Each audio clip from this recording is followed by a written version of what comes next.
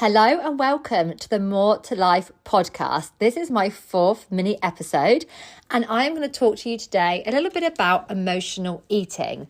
So, what is emotional eating? What is the difference between emotional eating, overeating, and binge eating?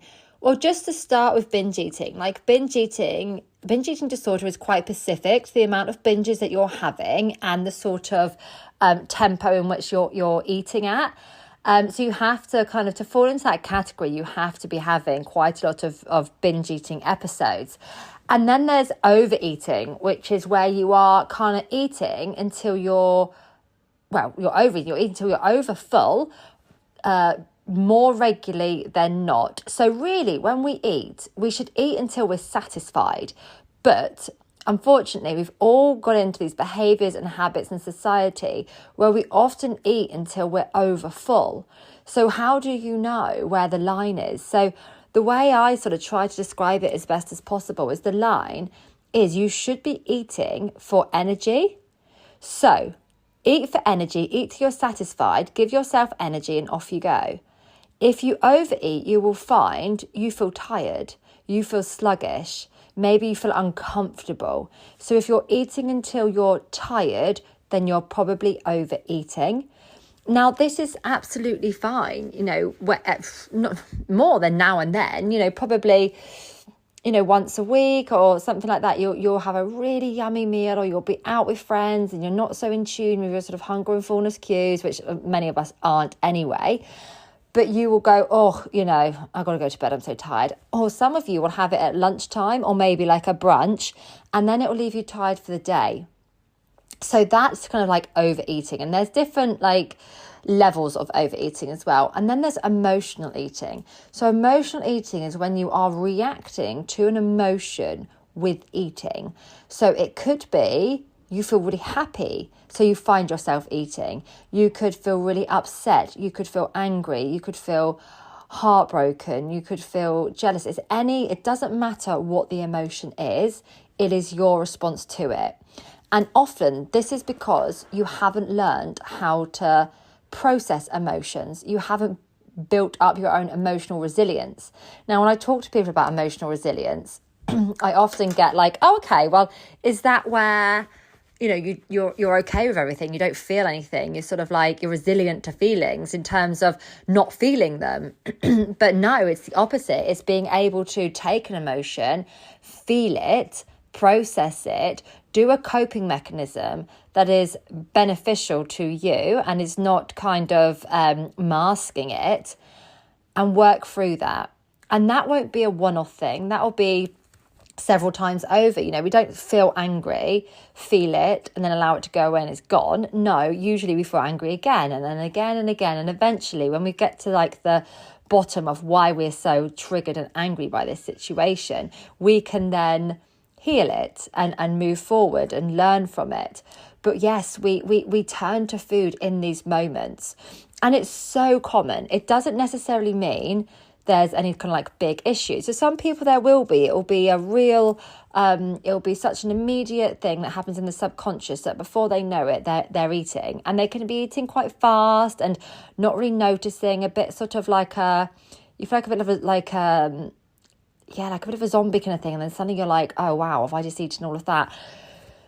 So some people it's really quite difficult. For some people, it's kind of just, that it's okay, it's manageable, it's not getting in the way of their life. They'll be excited, so they'll just eat a bit more, or they will feel a bit sad and they eat a bit more. Now, that's okay. We're not looking for perfection in ourselves. We're not looking for feeling every emotion, and it's food sometimes plays a really important part in society.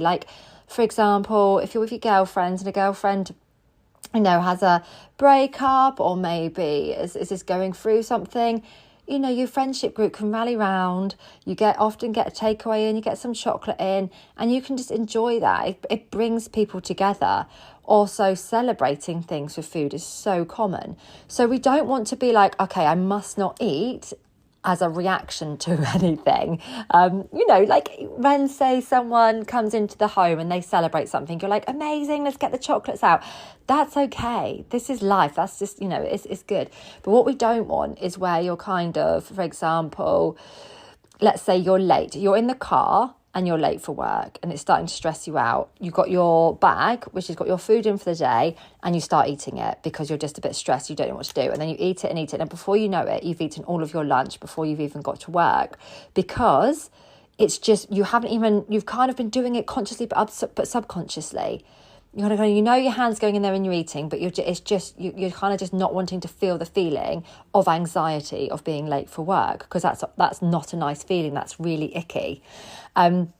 So if you think, okay, yeah, I am an emotional eater, then the best thing, there's two things. There is a nutritional point to this. So there is, are you getting enough nutrients in your body? Are you eating enough? If you're not eating enough, you will very easily emotionally. So let's say you're in a deficit. Let's say you've missed breakfast and then something stressful happens at lunchtime. You will turn to food as an emotional reaction, and you'll also turn to high sugar foods, high fat foods, high processed foods. And so if you had breakfast that morning, you're far less likely to turn to those kind of foods. You might still emotionally eat if that's been your coping mechanism for so long, but it might not be so extreme, and you might have a different choice in the foods that you're eating, or you might just, the speed of how you eat might just speed up for a little bit.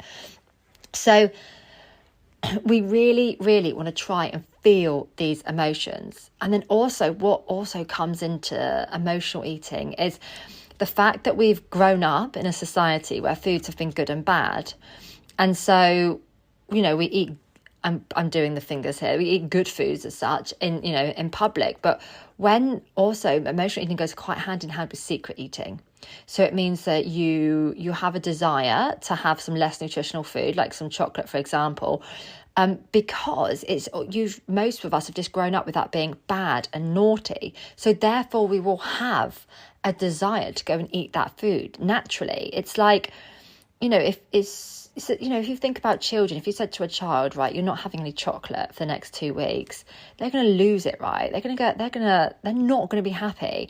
And then if they can get their hand on any chocolate at any point when you're not there, they're going to go crazy for it. And it's exactly like us. Like we've often, we see those foods as bad and naughty, and we often restrict them. So therefore, when we are in that emotional eating state, we will go for those, and we'll usually do it in secret. We'll usually take it upstairs, or you'll wait till no one's home. And that's when you start to lose control, because when you restrict something or you're in a deficit and then you start to eat these less nutritious foods, it's like the perfect storm for the overeating. But then also you get the adrenaline release, because you're kind of doing something that you shouldn't be doing, something that's been forbidden to you. Plus, like, it's going to taste better because you normally restrict it, but only for a very short amount of time. And it's just that thing that you're doing, something that you shouldn't be doing, which feels more exciting to you. But then obviously you kind of come on a big crash down afterwards. So back to emotional eating. If you're an emotional eater, I want you to feed your body regularly with nutritious food. Allow yourself yum food as and when you desire it, within balance, within moderation. So you're not mentally or physically really restricting anything. You might be cutting back, you might be watching things, but you're not cutting things out. And then I want you to process your emotions. So the best way that you can do this is to do a bit of a thoughts and feeling diary during the week. So I want you to try and log like 3 to 5 emotional thoughts or feelings that you're having each day, just so you can bring them to the forefront of your mind, bring them into the present moment. What is it that is actually sort of giving you these emotional roller coasters throughout the day? Is it usually always down to work and deadlines and stress? Is it down to your relationship? Is it down to just children and chaos and busyness? Is it because you're really unhappy in yourself? So start to see what are my main emotions, or maybe it's happiness. Some people really do respond with excitement with eating, okay, I've done something great, I can now treat myself, when we really shouldn't be feeling like that. So First point here, I don't want to bombard you. There's loads of things to do with emotional eating, and there's loads of other reasons why you might, and that can come down to stuff like trauma, experiences, how you grew up, who you grew up with, the way you're chemically designed, your hormones. There's so many things, but what I want you to focus on today is just the emotional part. Feel that emotion. If someone says something to you that makes you feel a little bit sick, for whatever that is in the stomach, sit there and feel it. And say, okay, I feel a bit anxious. I feel a bit sick in the tummy. Why? I'm safe. What is going on? What is this feeling? Where has it come from? Has it come from a childhood? Has it come from just, I don't know how to process this? Or is it just, I don't want to feel this. I just want to feel like I did before. And you feel it rather than go and try and mask it with food. Or for some people, it's alcohol. It can be drugs. It can be shopping. It can be gambling. It can be so many different things. But for a lot of people, it is food, because that has been our quickest and easiest form of a coping mechanism for so many years.